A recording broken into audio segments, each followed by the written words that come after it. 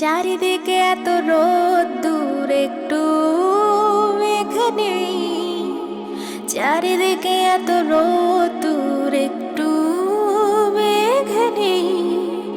জীবনের সীমানা শুধু হাতের নাগালে সাপে, কানে কানে কারা যেন বলে যায় তুমি পরের মেয়ে, পরের মেয়ে, পরের মেয়ে। তবু আকাশ জুড়ে কেন মেঘ আসে, তবু হঠাৎ কেন ভেঙে যায় মন। বেদনার আমাকে খুব ভালোবাসে, চুপচাপ দিন রাত যায়, কানে কানে কারা যেন বলে যায় তুমি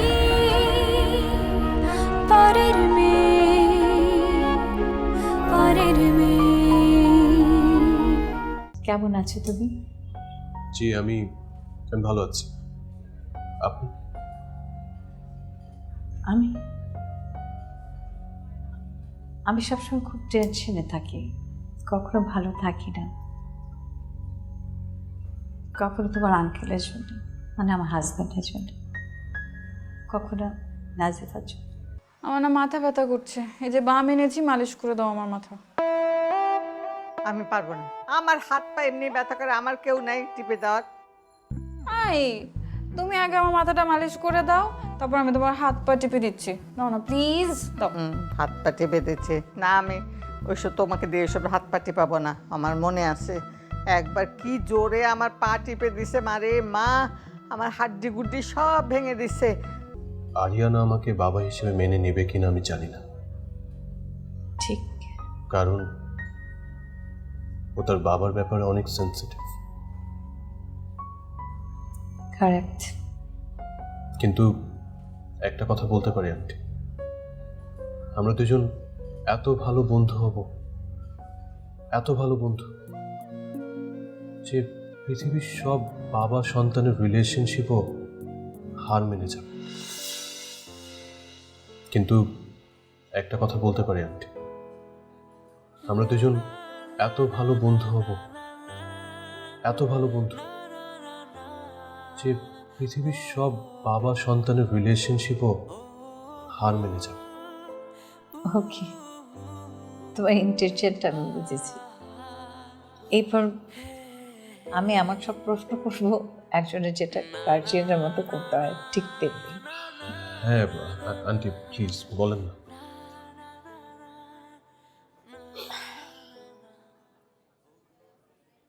তুমি লন্ডনে ছিলে, আচ্ছা শুনলাম তুমি এই লন্ডনে পড়াশোনা শেষ করনি। তোমার তো টাকা পয়সার কোনো অভাব ছিল না, হাওয়ার জবও করতে হচ্ছিল না, তাহলে ব্যারিস্টারের মতো এত ভালো একটা প্রফেশনের পড়াশোনা বাদ দিয়ে তুমি লন্ডনে কি করছিলে? আন্টি তেমন কিছু না, ঘোরাঘুরি করেছে। ঘোরাঘুরি করেছো? কটা বান্ধবী ছিল তোমার? ছিল কিছু কিছু? আচ্ছা, সেই কিছু বান্ধবীরা কি বাঙালি বন্ধু বান্ধবদের মতো, নাকি বিদেশি ফ্রেন্ডরা যেরকম হয় সেরকম? জি আন্টি আমি বুঝিনি। আমাদের দেশে বন্ধু বান্ধবদের মধ্যে একটু আড্ডা, তারপর সবটা বাড়ি চলে যায়, আর ওদের দেশে বন্ধু বান্ধবদের মধ্যে সব চলে। তোমার বান্ধবীদের সাথে তোমার কেমন সম্পর্ক ছিল? আন্টি সরি, আমি আপনাকে এই প্রশ্নের উত্তর দিতে পারবো না। হ্যাঁ? জি আন্টি, আপনি আমাকে প্রশ্ন করতেই পারেন, কিন্তু আমি আপনার সব প্রশ্নের উত্তর দিতে বাধ্য নই। আপনি এখন যে প্রশ্নটা করেছেন সেটা খুবই পার্সোনাল একটা প্রশ্ন। তাই আম সরি, আমি আপনাকে এই প্রশ্নের উত্তর দেব না। তবে হ্যাঁ, যদি নাজিফা আমাকে প্রশ্নটা করে তাহলে অবশ্যই আমি নাজিফাকে তার প্রশ্নের উত্তর দেব, কিন্তু সরি আপনাকে না। ঠিক আছে, এটা তোমার যুক্তি। এখন তুমি ওয়েটারকে ডাকো, অর্ডার করো। আমার প্রশ্ন কিন্তু শেষ হয়নি। এইবার প্রশ্ন থাকবে প্যামেলা। এক্সকিউজ মি,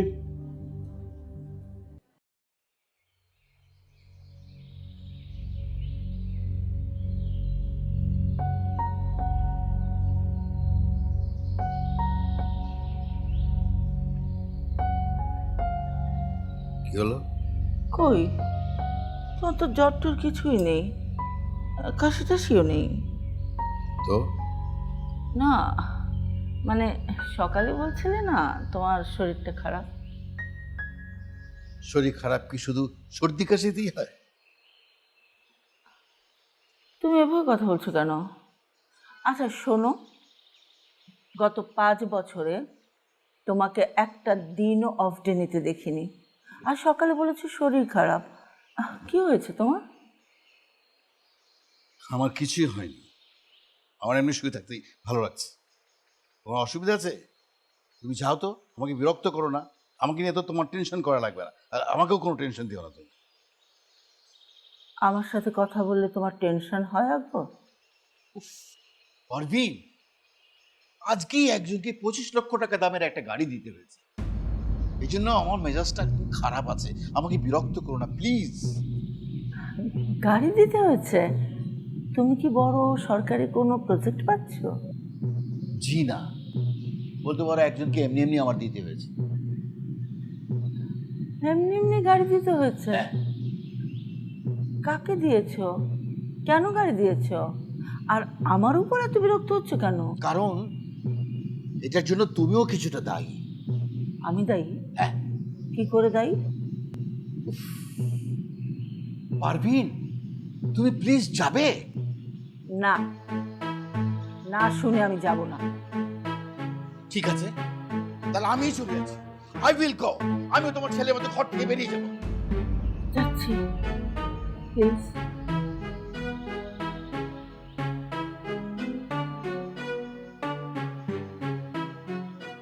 দরজাটা আটকে দিও, শুনেছ?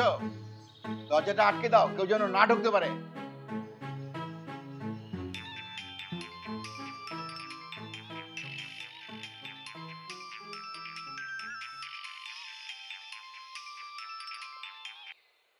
হ্যালো,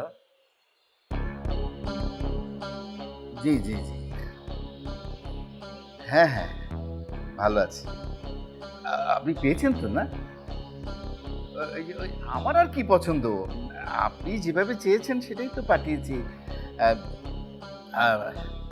ঠিক আছে ঠিক আছে, ভেরি গুড ভেরি গুড। আচ্ছা আরেকটা কথা একটু আপনাকে বলা দরকার, এই আমাদের ফ্যাক্টরিতে একটু আপনি মাঝে মাঝে আসবেন। ওই ফ্যাক্টরিটা আমার ছেলেই দেখাশোনা করার দায়িত্ব নিয়েছে, কিন্তু ওখানে ওই কর্মচারীরা মাঝে মাঝে একটু ঝামেলা করে। জি প্লিজ একটু আপনি খেয়াল।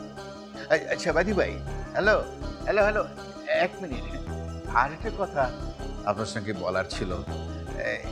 আমাদের ফ্যাক্টরিতে 10 বছর আগে একটা ছেলে খুন হয়েছিল, ওই যে মিতুল। হ্যাঁ আপনি তো চিনেছেন, হ্যাঁ সব মনে আছে আপনার এখনো। ওইটার দিকে একটু খেয়াল রাখবেন প্লিজ। কেসটা যাতে মানে আর নাড়াচাড়া না হয় সেটার ব্যাপারে আপনি একটু টেক কেয়ার করবেন। আমি জানি আপনি করবেন, হ্যাঁ আপনার উপর আমার সেই ভরসা আছে। এতকাল আপনার উপর ভরসা দেখেই তো চলছি। জি প্লিজ প্লিজ একটু খেয়াল করবেন, আমি এটা আপনার কাছে স্বনির্বন্ধ অনুরোধ। জি, ওয়ালাইকুম আসসালাম।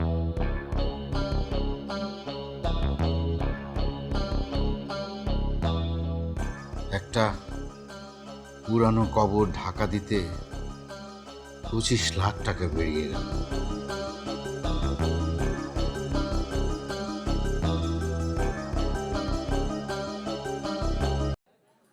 তোমার মায়ের ব্যাপারটা জানি, তিনি নাজিফাকে পছন্দ করেননি, কিন্তু তোমার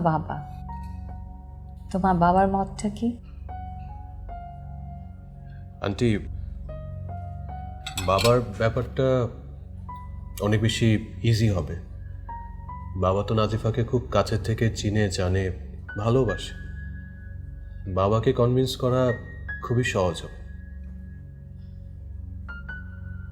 তোমাদের বাড়িতে আর কে কে থাকে? আন্টি, আমার ফ্যামিলির ব্যাপারে আমার মনে হয় না আর বেশি কিছু জানার প্রয়োজন আছে। আমরা তো আসল জায়গায় আটকে আছি, নাজিফার ব্যাপারটা। ও তো এখনো কোনো কিছুতে রাজি না। সে ব্যবস্থাটা আমি করছি, গ্যারান্টি দিতে পারছি না যে সেটাতে কাজ হবে, কিন্তু আমি ব্যবস্থা করছি, আমরা আস্তে আস্তে করছি।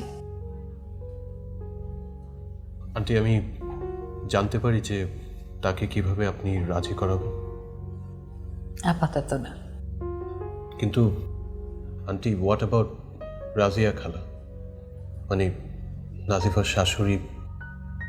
ওনারও তো একটা মতামত আছে। তিনি তো সবার আগে নাজিফার বিয়ে জানো না তুমি সেটা? জানি, এবং অবাকও হয়েছে। ট্রাস্ট মি আন্টি, আমি রাজিয়া খালার মতো এরকম মানুষ কখনো দেখিনি। দেশের অনেক হাই সোসাইটি, হাইলি এডুকেটেড নারী আছেন, তারা কখনো তাদের মৃত ছেলের স্ত্রীর জন্য পাত্র খুঁজবেন না। এরকম প্রগতিশীল নারী আমি কখনো দেখিনি। আর কঠিন কঠিন বাংলা বলো না, এবার বলো যে তুমি তোমার মাকে কি করে হ্যান্ডেল করবে, কিভাবে বোঝাবে? আন্টি, আপনি নাজিফার সম্মতি আনেন, মা বিষয় না। আজ হোক কাল হোক, মা রাজি হবে। ঠিক আছে, চল আমি তোমার মার সাথে কথা বলবো। না আন্টি, এখন না। কেন? আন্টি, আমি তো বারবার বলছি, নাজিফা হচ্ছে রিয়েল ফ্যাক্টর। ওর সম্মতিটাই সব কিছু। নাজিফা রাজি হলে আর কোনো কিছুই কোনো ম্যাটার না। ওকে ওকে, নাজিফার বাবা হয়তো বা তোমার সাথে কথা বলতে চাইবে। ঠিক আছে আন্টি, আমার কোনো সমস্যা নেই। তুমি কি আবার ঢাকার বাইরে যাচ্ছ নাকি? ও ভালো কথা, তুমি বাড়ি ফিরছো কবে? আন্টি, এখনো কোনো কিছু ঠিক করিনি। আচ্ছা আচ্ছা, এখন বলো ক্যারিয়ার নিয়ে কি প্ল্যান? দেশে থাকবে না বাইরে যাবে না কি করবে? এটাও ডিসাইড করিনি। এটা খুব খারাপ। তুমি বিয়ে করতে চাও কিন্তু ক্যারিয়ারের কোনো ঠিক নেই। তোমার বাবা মার অনেক পয়সা আছে, ইটস ওকে ফাইন, কিন্তু তোমার তো ক্যারিয়ারিস্টিক হতে হবে। আমি তো কোনো বেকার ছেলের কাছে আমার মেয়েকে দেব না। ঠিকই বলেছেন, তবে আমি নিজে একটা ব্যবসা শুরু করব, বাবার বিজনেসের বাইরে। তবে আন্টি, কি ব্যবসা সেটা এখন আপনাকে বলতে পারছি না। যা করার তোমাকে তাড়াতাড়ি করতে হবে, খুব তাড়াতাড়ি। শিওর।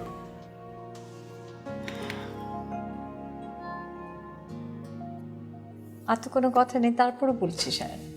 আর কি এমন কোনো কথা আছে যেটা তুমি বলতে চাও বা এখন বলতে পারছো না, বা পরে যদি আমরা জানি সেটা নিয়ে আমাদের শুনলে সমস্যা হবে, আঘাত পেতে পারি? বলা থাকে বলে ফেলো। আন্টি, এটা আমি কি করে বলবো? আপনি প্রশ্ন করেন। হ্যাঁ, তোমার কি অন্য কোনো দুষ্টস আছে? জি। মানে হয় না তাস, জুয়া, ক্যাসিনো? না না, ওরকম ওরকম কিছু না আন্টি। এখন জানতে পারি আপনার পরীক্ষায় পাশ করলাম কিনা? তোমাকে আমি যখন প্রথম দেখেছি তখনই তুমি পাশ করে গেছো, নাহলে আমি এখানে আসতামই না।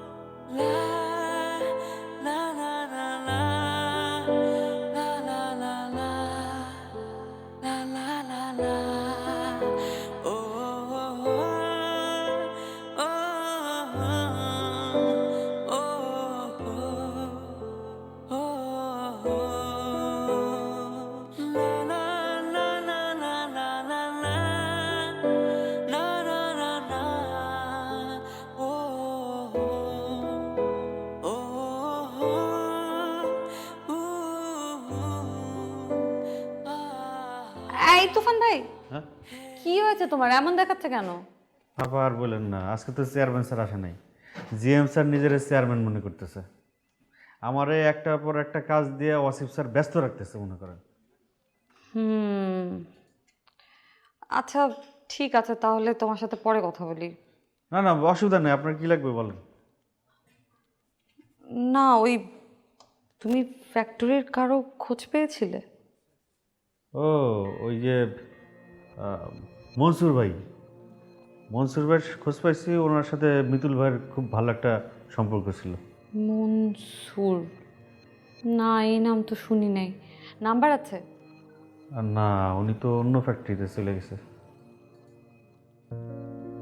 তা আপনি চিন্তা করেন না, আমি ওনার নাম্বার বাইর করে ফেলবো, লতায় পাতায় কোনো একটা ভাবে ওনার নাম্বার আমি বাইর করে ফেলবো। আপনি খালি আমার একটু সময় দেন।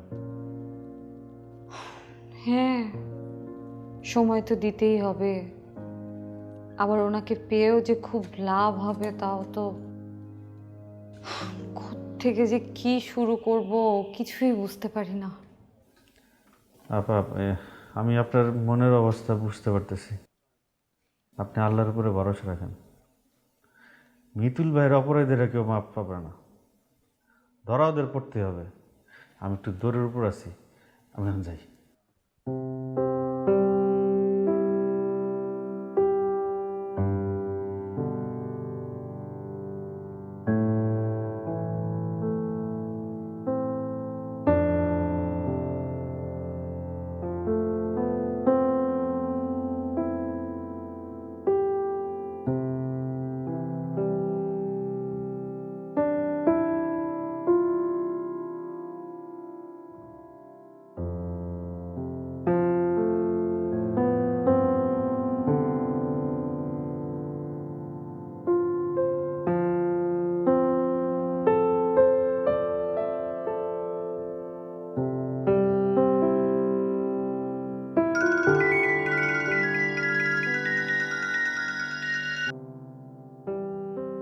হ্যালো, হ্যালো নাজিফা,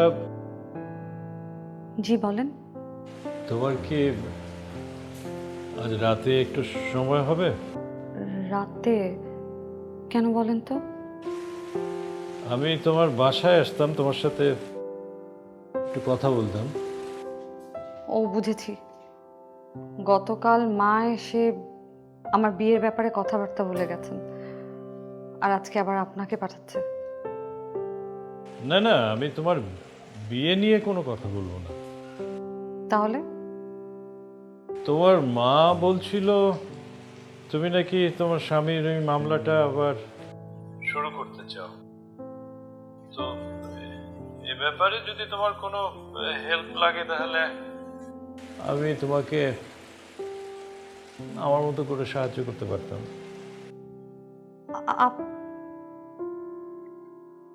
আপনি মিতুলের মামলায় সাহায্য করবেন? যদি তুমি বলো। আমি মানে আমার বিশ্বাস হচ্ছে না। আমার কিছু লয়ার ফ্রেন্ড আছে, তারা হয়তো এ ব্যাপারে তোমাকে হেল্প করতে পারত। যাই হোক, আমি রাখি। আরিয়ানাকে আমার আদর দিও। আপনি নিজে এসে আদর দিয়ে যান। হ্যাঁ, কখন আসবেন আপনি? এই 7টায়। I C. এই, তুমি কি জানো তাদের মধ্যে কি হয়েছে, কি নিয়ে ঝগড়া করছিল? ও, আমি am I suppose to know? কিন্তু তোমার ফেসিয়াল এক্সপ্রেশন দেখে মনে হচ্ছে তুমি তো কিছু কিছু জানো। শোনো, আমি কিন্তু চোখে ঝাপসা দেখি না। প্লিজ বলো তো কি হয়েছে, তাদের মধ্যে কি নিয়ে ঝগড়া হচ্ছিল? আরে ওই যে হয়তো তাদের ছোট ছেলেকে নিয়ে কথা কাটাকাটি হয়েছে, এই তো। কেমন আছো তুমি? সেটা না হয় পরে বলছি, আগে তুমি প্যাকেটটা দাও। এই না, এইবার বলো কেমন আছো?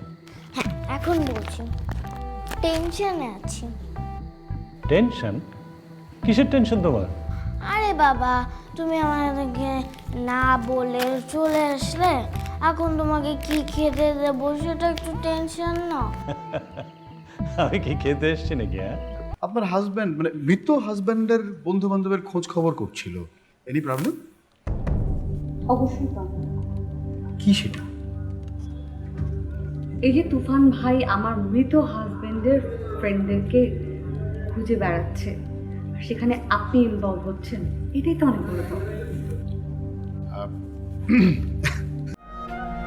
তবু আকাশ জুড়ে কেন মেঘ আসে, তবু হঠাৎ কেন ভেঙে যায় মন, বেদনার আমাকে খুব ভালোবাসি, চুপচাপ দিন রাত যায়, কানে কানে কারা যেন বলে যায়, তুমি পরের মেয়ে, পরের মেয়ে, পরের মেয়ে, তুমি পরের মেয়ে, পরের মেয়ে, পরের মেয়ে।